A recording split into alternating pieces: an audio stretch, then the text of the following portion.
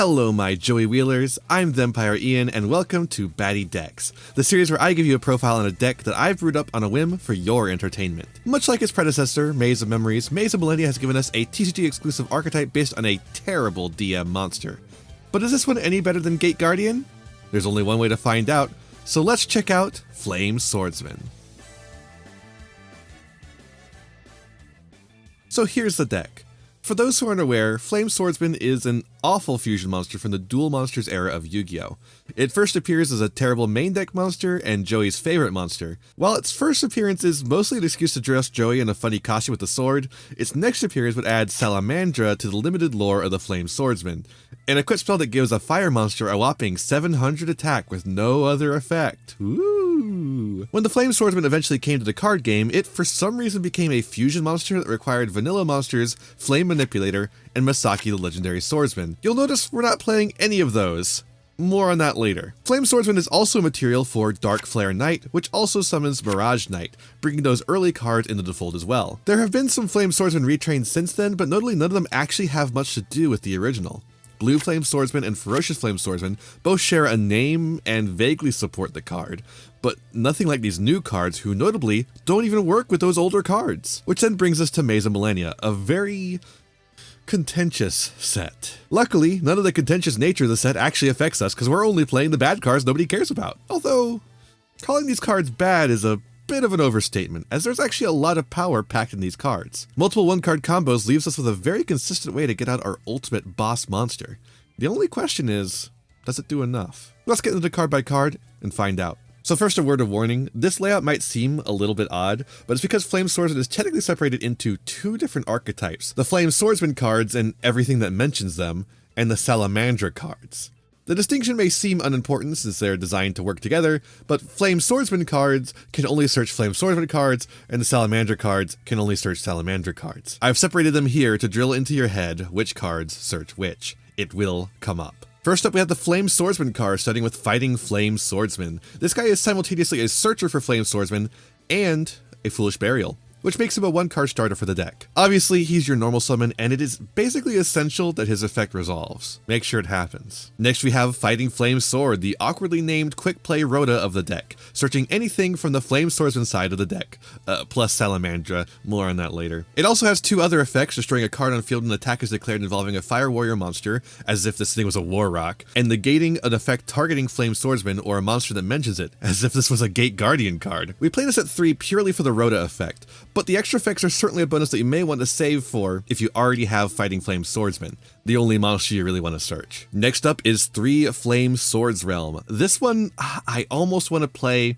one of, because it's the primary search off of Fighting Flame Swordsman, but the protection of our normal summon is extremely important, so if we can have access to it, we'll take it. Funnily enough though, if we already have the Flame Swords Realm, we don't really need the search anymore. Oh well, at least we don't have to worry about it being negated. This card is our combo engine though, as it sends a monster from hand or field to special summon Flame Swordsman from extra, meaning we can skip all the awful normal monster materials, and it also procs the effects of some of our monsters. It also lets you on attack declaration make a warrior monster you control lose 1,000 attack to make all other monsters gain 1,000 until the end of the turn. This may not seem important, but we have a boss monster that gets extremely large, and this helps us get even bigger. Lastly, for the Flame Swordsman cards, we have the trap card Flame Swords Dance. Now, none of these traps have a once per turn, and all of them have a Book of Moon effect, which might tempt you to play more than one of them. But, 1, they are all searchable. You'll likely have a chance to search at least one of them instead of the combo pieces, because you'll draw the combo pieces. 2, they're not that good. I'd rather play Book of Moon in most cases, frankly. The conditions are just too extreme. And 3, and this is the real humdinger for these trap cards, you run out of back row too fast. With all the equip spells, the equip monsters, and the continuous spell, which could have been a field spell since we're having all these equip spells on the field, you run out of back row, and you can't really use all the extra trap cards that the deck has to offer. If you draw extra trap cards, you can't set them. What's the point of there being no once per turn on them? Who cares?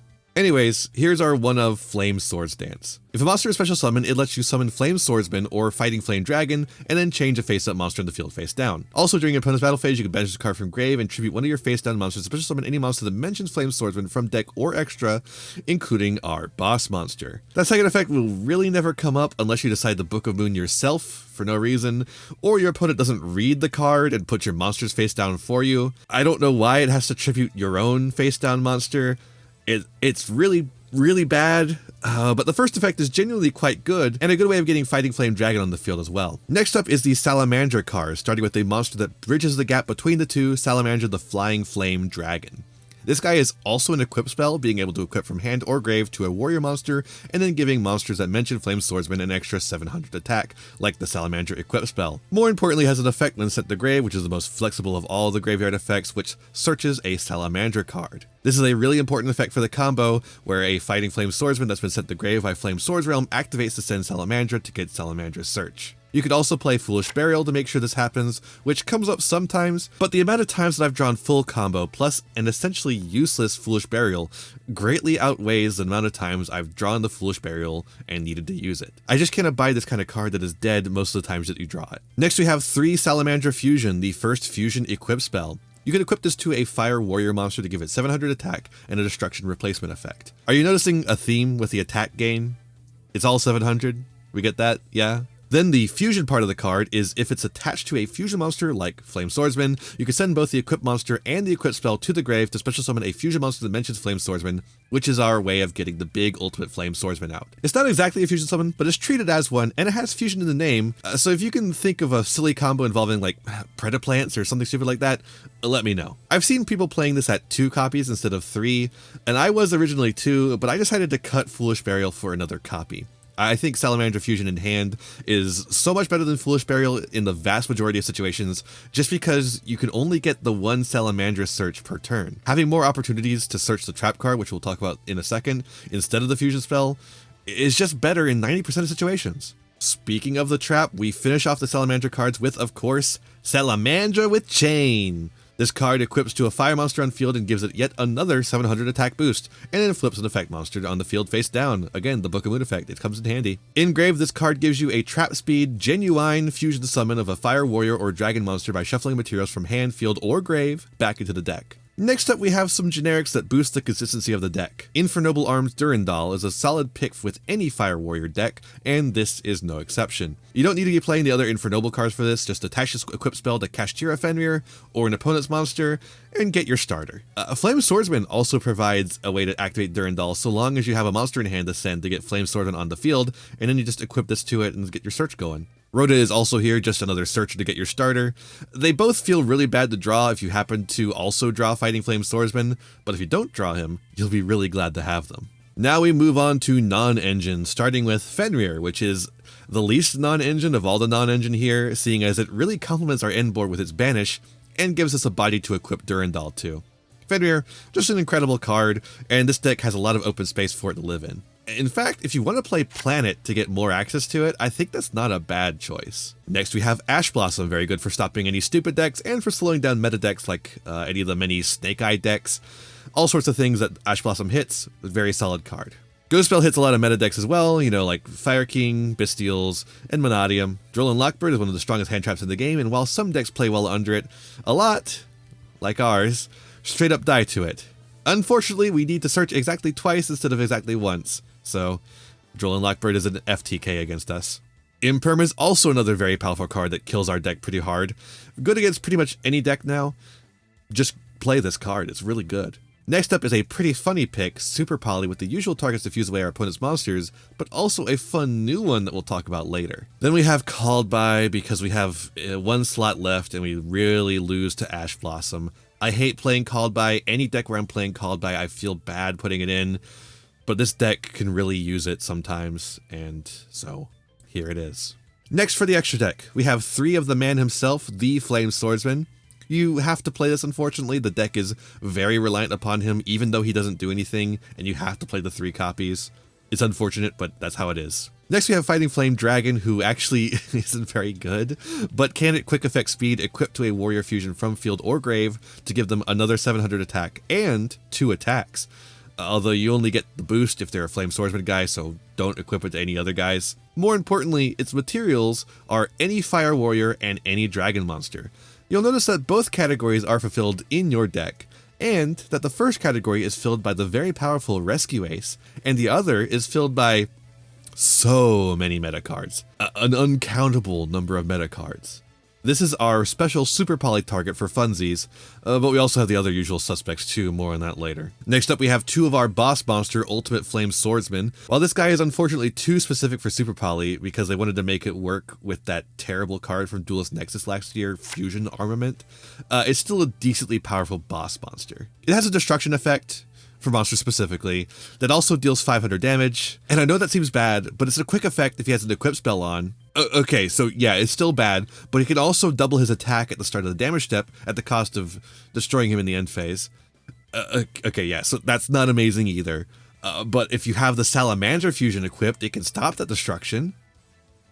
Okay, so the power of Ultimate Flame Swordsman does not come from his effect, but from the ease with which you can make him, and all the other cards you have access to, like the traps and all that non-engine. His pop gives the board just one more interaction, and a different interaction than any other cards in the deck provide. And it's really not hard to get an equip spell on him to make it a quick effect. And the attack gain means you never have to worry about getting lethal. Basically, by default combo, this guy gets to 7,000 attack, without all the other attack gaining cards involved. So don't write him off just because he seems bad. He's like pretty good in context, as opposed to Gate Guardian combined, which is only like fine in context. Next up, we have our pure Super Poly targets like Garura and Mud Dragon, which get rid of opponents' monsters if they're the same attribute and type and the same attribute different types, respectively. These cards were basically made to break Super Poly, so of course we're playing them. The next target is Dragon Stapelia, which can be made with any fusion monster like our Fire Boys or the opponent's bosses, and any Dark monster, one of the most common attributes in the game. He's pretty cool. He has a negate that sticks around while he's on the field that he can use every turn. Then we have Starving Venom Fusion Dragon, which requires 2 Darks, again, the most common attribute in the game, and can gain attack equal to an opponent's special summon monster, can steal a level 5 or higher monster's effect and name for a turn, and blows up the opponent's special summon monsters when destroyed. This guy's actually really strong beyond just its use as a Super Poly target, in case you didn't know. Genuinely a very powerful monster. I will say though, these two are definitely flex spots despite their power. Although Dark is the most common attribute, right now, Fire may be more prevalent in the top tiers, and these guys really don't do anything about that. There still may be some extra deck Dark monsters that show up in those Fire decks though, so to each their own. Speaking of, we have our one Ixies monster, Typhon. This guy can be slapped on top of your monster with the highest attack the turn, or the turn after your opponent's second special summon from the extra deck. You can't summon for the rest of the turn, but you turn off the effects of 3,000 or higher attack monsters and can return a monster to hand, unfortunately not at quick effect speed. This guy is a very powerful monster though, and easily made on top of any monster you have. It's good for dealing with sticky boards. I suggest playing him. Lastly, we have Link monsters. First up is Salamandra Great Almirage, the worst Salamandra Great Link monster, but a very good generic Link monster. The effect just tributes itself to protect one of your guys from destruction, not actually very impressive, but importantly, it could turn a Salamandra into a Search of a Salamandra spell trap. Flame Swordsman does the same thing, but isn't always accessible. Almirage is. Then we have IP Masquerena to quick link into SP Little Knight, the generic Link du Jeu, with its powerful on-summon banish and quick effect banish for a turn as well. If you can't afford this card because it's like $100 right now, Nightmare Unicorn ain't bad either. Lastly, we have Hita, which basically any fire deck should be playing at this point. It allows you to steal an opponent's fire monster in grave if they're on 2023's favorite attribute, or at least just take their Ash Blossom to go into Little Knight. If they destroy her, you get to search your starter too. It's win-win. Alright, now we're going to get into the side deck, but before we do, I just want to say, do not take any of this or any of the non-engine in the main deck besides like Fenrir and Super Poly as must-haves. Or even those for that matter. I'm not your dad. We're kind of in a period between formats right now as players are continuing to rebuild decks after the ban list and impatiently waiting for the release of Phantom Nightmare, which is set to significantly alter the meta. These picks are based on the way I see the winds moving, but they're by no means set in stone. I'm sure the top players already have a much more solid idea of what to play, but I do not. Take this with a grain of salt. Use your own judgment. Play what you want. Okay, now the side deck. We've got a triple tactics package because we get absolutely destroyed by any interruption, so we have to be able to recover from it going second. Our targets to search are talents for that versatility, Feather Duster for back row, Herald of the Abyss for towers removal, double Lightning Storm to clear back row or front row because we are basically just an OTK deck that needs to go first to protect our fragile line, and Change of Heart to make lethal easier, and to maybe bait out negates assuming they haven't already negated the most important effect already. Next up is Nibiru, which is pretty good against most Snake Eye decks since the Snake Eyes take up so many summons all on their own. And lastly, we have DD Crow, which is really good against the graveyard focused decks that will likely dominate the meta, and our own deck as well. Prepare to get DD Crowed. Sorry. Alright, now that we've talked about what we are playing, let's talk about what we're not playing. We've already mentioned Foolish Burial. In a similar vein, I decided not to play Pot of Prosperity. Pot of Prosperity, really good card. It's finally cheap now, for sure. I agree, 100%. Might should be banned, or limited, or something. I don't know. But this deck is already incredibly good at finding what it needs. Playing the straight up search cards we have instead of Prosby allows us to flex our extra deck a bit more, which is surprisingly tight thanks to my Super Poly inclusion. If you cut Super Poly, you could probably put Prosby in, especially if you're only going to dig 3 cards deep, which is probably all you need, but I think it's unnecessary. The deck has no problem with consistency at all. I'm also not touching the Infernoble stuff. I am just not familiar with the cards, and I do not want to lab out complicated combos that are just going to end in Fighting Flame Swordsman getting negated and then passing turn. Like, surely Infernoble Knights, even missing Isolde, are better off without the Flame Swordsman cards. And I think, frankly, the Flame Swordsman cards are better off doing this, like, pure live twin strat of loading up on a crazy amount of non-engine and relying on the insane consistency of its main engine, rather than shoving in a whole other engine to increase the end board ceiling. Feel free to link me any cool Infernoble Flame Swordsman combos in the comments, though. I'd love to see them. Speaking of Fire Warriors that start with the letter I, Ignites.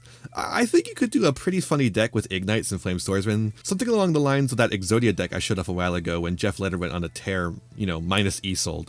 But it wouldn't be as good as this deck right here, just funnier. I'm also not playing Instant Fusion or Fusion Armament because I don't think they're very useful for our game plan here. Of the two, Instant Fusion seems more useful as it could either summon Flame Swordsman in a pinch, but it could also be used as an extender to grab Sea Monster of Theseus and go into Synchro monsters. Maybe like Shen Shen with Fighting Flame Swordsman, or Barone with the Flame Swordsman Vanilla, although if you do that, you don't really get to make the Ultimate Flame Swordsman without using the Salamandra with Chain Engrave effect, so I don't really know about that. The extra deck is a little tight to fit that kind of strategy in, but I've seen worse. Lastly, I am not playing the Blue Flame Swordsman or the Ferocious Flame Swordsman because they're just bad cards. I don't know what to tell you, they're just bad cards. And for some reason, they just weren't looped into the new archetype in any way, and they have no role to play in it. Nor am I playing Mirage Swordsman or Dark Flare Knight or Mirage Knight, none of which are really good enough to be worth the space that they take up, especially in the main deck where they're just gonna rot in your hand. That's basically every alternative option that's worth considering that I can think of. If you have any other Flame Swordsman techs you could think of, let me know about them in the comments below. But with that out of the way, let's check out some games. Okay, so here we have our first game. This one's a gimme. I know it's Flower Cardian, whatever. This is just gonna be showing off the basic combo. So we're starting. We're gonna Flighting Flame Swordsman. We're going to add the Flame Swords Realm, activate the effect, pitching the one in hand because I want to keep the one on field as material. We get to summon the Flame Swordsman, and then we get to activate the effect, the one we pitched from hand. It doesn't have to be on field to activate that effect. So yeah, and then we get to send Salamandra the Flying Flame Dragon, which will then search Salamandra Fusion. We then equip Salamandra Fusion to Flame Swordsman, then activate the effect of Salamandra Fusion in order to get an Ultimate Flame Swordsman. We can then activate the effect of Salamandra the Flying Dragon to equip to Ultimate Flame Swordsman. This was what I was talking about with you being able to easily get an equip monster through the combo. Then we're going to set Imperm, set Salamandra with Chain, and pass on that. And then we have the Ash Blossom in hand. Isn't that nice? Alright, our opponent's going to start with Flower Cardian Pine, then we're going to Ashed it. I shouldn't have Ashed it. I should have used Imperm in case they had like a good card in hand, like maybe Super Koi Koi, I think, might be something that would have gotten them out of this. But they don't. They make Link Karibo, they pass turn. So we're gonna, use the destruction effect of Ultimate Flame Swordsman to pop Link Karibo. We're gonna activate the effect of Flame Swordsman to go into Flame Swordsman, and we're going to activate the effect of the Flying Flame Dragon to get Salamandra Fusion again. We're gonna activate Salamandra with Chain, equip the Salamandra Fusion to make the biggest guy you've ever seen, and he's got so much attack, oh so much attack, that our opponent is going to surrender before we even get to use the effect to double his attack. He was gonna be so big. He was gonna be huge. But, well over lethal. So fair enough that they surrendered. Alright, on to game 2, and you're probably looking at the opponent's hand and thinking, Ian, why didn't you save the meta deck for the third game? Wouldn't that make more sense to play the meta deck last? Well, au contraire, because I royally screw up this one. I do not play well, but it has some important lessons to learn from it. I'm going to teach you what misplays I did, and I'm going to show you something very important about the deck. And we're going to learn a lot from this, even though I screwed it up really badly. I'm sorry, I was learning the deck. Our opponent is on, oh my god, they're on 47, and there's more in hand. They're on a 52 card deck. Oh my god, I can't believe I lost to this. Alright, anyways, spoilers I guess, but I kind of just informed you. So Fighting Flame Swordsman, we get impermed. That's the end of the turn. If Fighting Flame Swordsman gets negated, that's the end of the turn. If Salamandra the Flying Flame Dragon, when sent to grave, gets negated, that's the end of the turn. You can't play through it. You can't. So you gotta be playing Called by the Grave. Unfortunately. God, it's such a fragile deck. It's really annoying. Anyways, here's where I misplay. I should not have done that. That right there, I should not have done. I should have left that in hand as a discard for Super Poly, because it still activates on discard, because it just has to be sent to the grave. I should have done that. But instead, I did this. And they're gonna Nimble Beaver. We're gonna Ash that. I think that's a decent play. They're going to then summon Carrot. We're going to Super Poly. This was also a misplay. I should have waited for the Sprite Blue to come down. I should have just expected that was going to come down. I was thinking that they were going to go straight into Sprite Sprind or something like that. I wasn't sure what they'd have in hand. They had Prod of Prosperity in hand too, but wasn't really sure what they had in hand, and I just went for it, and I really shouldn't have. But also I should have had this to discard and then had Fighting Flame Swordsman as follow-up play for the next turn, because this would still trigger. But now what I'm going to do is I'm going to Super Poly away the Fighting Flame Swordsman, and the Fighting Flame Swordsman in hand, and the Salamandra on field. And I could have just left most of that in hand. And I end up like triggering like both of the effects, which doesn't do anything. Like we get the Search Salamandra fusion, and then we send Fighting Flame Dragon, because if we send the other Salamandra, if we send another Salamandra from deck, it just wouldn't get its effect. It would just be a waste of the card. So we get Mud Dragon on field, and they're just gonna combo off from here. Honestly, at this point, I don't even know why I stay in the game. I think just to see what I draw off the top. They're just gonna, they just keep going. You know, they just keep going.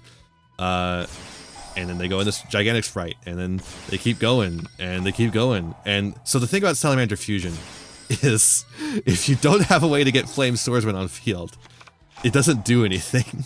That's the big problem with Salamandra Fusion, is that it doesn't do anything unless you have a way to get Flame Swordsman on field. I guess it does do something if you equip it to Fighting Flame Swordsman. It gives it 700 attack and then gives it 2 attacks, but that's not very good. They choose to banish my Fighting Flame Swordsman for some reason instead of banishing Mud Dragon. They attack over it and then leave it at that. We draw infinite impermanence, and then we surrender. Because, yeah, that's like the downside of running a deck that is like half non-engine, is that you're gonna draw a lot of non-engine when you need to draw stuff that gets you back into the game. So it's a trade-off. Granted, half of our non-engine gets us back into the game. Like Super Poly would get us back into the game. Fenrir would get us back into the game. But still, it's still like a risk you take when you load up on a lot of non-engine. And we drew infinite impermanence. So, but hopefully you learn from my mistakes here. Do not just equip Salamandra to the Fighting Flame Swordsman. It's not necessary. You don't have to do it, because Fighting Flame Swordsman sends Salamandra from deck. Don't do it. Just don't do it. Also, make sure you save Fighting Flame Swordsman in hand. Retain it if you have it. Do not waste resources like that. Alright, and now for game 3, we have a very interesting deck our opponent is playing. It appears to be Barone Turbo. Level 7 plus Revolution Synchron Turbo. We are going first, so we're going to activate Fighting Flame Swordsman. After summoning it, get Swords Realm. Swords Realm effect. We're going to pitch the... So this is the thing you can do. You can actually pitch the Salamandra in hand. It does the same thing as sending Fighting Flame Swordsman does, except you get to retain the Fighting Flame Swordsman on field. So we get to do all the stuff we would normally do, otherwise just kind of skipping a step here. Salamandra Fusion, equip, activate the effect, get the guy, he's here, equip, and we're going to Durandal just to get stuff for next turn in case something happens where we can't Durandal next turn. We're just going to get that. We're going to set Super Poly and pass. Let's see what our opponent can do. They're going to react in here to get Redox. They're going to do Revolution Synchron, and then they're going into Barone, so I'm going to go ahead and Super Poly right here. Pitching the Salamandra, and we're going to go into Fighting Flame Dragon. I told you it comes up. They had a dragon, we had a Fire Warrior. Fighting Flame Dragon, baby. And we can quick effect attach it to Ultimate Flame Swordsman to make him huge. And we get to trigger all our things here. I trigger Salamandra and Fighting Flame Swordsman for some reason. Fighting Flame Swordsman is just going to send another Salamandra, which means that we're just going to like blank an effect. This is something I'm really bad about. I didn't need to stop activating Fighting Flame Swordsman if I already had the Salamandra effect going. But they choose to call by the Fighting Flame Swordsman, which means it was actually the correct play. Somehow. We're going to add Salamandra Fusion to hand just to give us some protection on our big guy. That's the idea here. And then they do the most devastating thing ever and activate Triple Tactics Talent, picking Take Our Monster. I choose to pop their monster because I hope that that's going to protect me. Like, sure, if I activate my effect. Fighting Flame Swordsman is a hard once per turn, so you can't, obviously he wouldn't be able to activate again and pop my defense position guy, so I'm going to be safe this turn because I'm going to protect myself that way. So, and I'll also get a little bit of damage in, isn't that nice? So then they take my guy, they activate Redox and get Redox out, and then they activate the effect. Yeah, it's once per turn per player. It's a hard once per turn per player. So if they take control of it, that guy is not locked. He's not locked. He can go over there and activate it and pop my guy and do 500 damage and then go to battle and become 7,000 attack.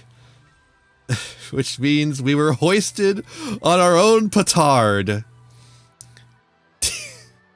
I can't believe this is the only footage I got of the double attack working, and it was on myself. Be careful for mind control effects, I guess. Change of Heart and Triple Tactics Talent are going to be your biggest enemy. They will destroy you. Oh boy. So where does this leave us? Well, the cards show incredible potential. They have a lot of consistency and a decently powerful end board that has a variety of interactions, although maybe not as many as you would like. The very small engine allows for a plethora of non-engine that adds so much more interruption no matter how the coin toss lands. The deck also has incredible OTK potential. If you don't kill or stop this deck before the turn passes back to it, you will lose. This is the kind of deck that you'll lose to on Master Duel every once in a while, and you'll feel embarrassed about it even though maybe you shouldn't. On the other hand though, the deck is incredibly fragile. It has exactly one line, with several weak points that leave you with an end board of basically nothing. Losing to Droll is one thing, most decks do, but losing to Imperm and Ash Blossom is embarrassing at this point. It doesn't even require any skill or knowledge of the deck to find the right place to negate either. Anyone can figure it out. It's literally the first thing you do. Only Flame Swords Realm can really save you, and even then, Ash can still stop Salamandra. Our board really can't deal with many floodgates either. In the course of getting replays ready for this video, I got hit with the Buster Lock and had no recourse. A Super Poly would have been my only savior if I had drawn it, but just draw the out isn't very comforting. Spell traps are even worse, as we just have no spell trap removal in this archetype. Just sight in the Duster and simply find it. Ooh. The deck in general has a lot of weaknesses, and not really enough innate strength to make up for it. All in all though, I'm impressed with these cards. They are much more consistent and arguably more powerful than the Gate Guardians that came before. And don't you get me started on saying these cards are good actually. No. They're just okay. They're fine. It's okay that they're fine. But they're just fine. They're just mid-level decks. They're just fine. They're okay. They do okay on Master Duel ladder. It's fine. just have fun with them there. Go watch my 5 Gate Guardian deck profiles if you want to talk about Gate Guardian. Just go over there. Don't get me started. All right. While Flame Swordsman is not really anywhere near top tier, nor is it near meta, nor is it even rogue, they can definitely take some surprising and even exciting wins, especially at the local level or on the Master Duel ladder. Hopefully this deck serves you well or gives you some ideas for your own build. If it does, feel free to let me know, and I'll see ya in the next one. Hey there. Thanks for watching this deck profile. I hope you enjoyed it. Let me know if you have any other thoughts on the build or if you played this deck and how it did. Also make sure to follow me on Twitch and Twitter for more, and maybe throw a couple bucks my way on Patreon if you like. I hope to see you again, so be kind to yourself, be kind to others, and have a wonderful rest of whatever time it is for you. Bye!